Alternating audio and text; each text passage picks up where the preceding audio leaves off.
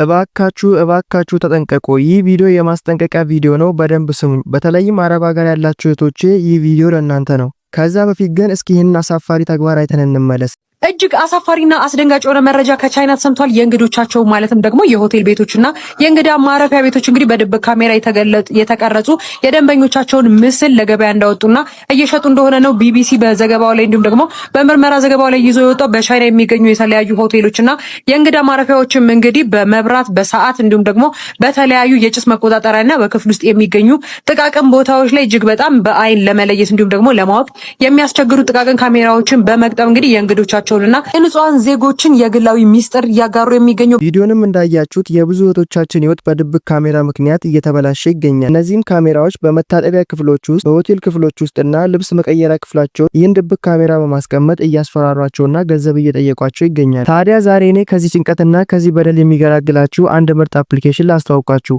ይህም አፕሊኬሽን የተደበቁ ካሜራዎችን አንድ ባንድ አውጥቶ ያሳያቸዋል። አሁን ይህንን አፕሊኬሽን እንዴት እንደምታወርዱና እንዴት እንደምትጠቀሙ ላሳያችሁ። በመጀመሪያ ወደ ጉግል ፕሌይ ስቶራችሁ ትሄዱና በዚህ መልኩ ኤላይት ቲፕስ ብላችሁ ሰርች ታደርጋላችሁ። ከዚያም መጀመሪያ ይመጣላችሁን አፕሊኬሽን አንድ ጊዜ ከነካችሁ በኋላ ኢንስታል ካደረጋችሁ ኢንስታል አድርጋችሁ ወደ ውስጥ ኦፕን በማለት ትገባላችሁ። አፕሊኬሽኑን በዚህ መልኩ ከፍትላችኋል። እዚህ ጋር ሰርች ባሯ ነክታችሁ C2 በማለት ሰርች ታደርጋላችሁ።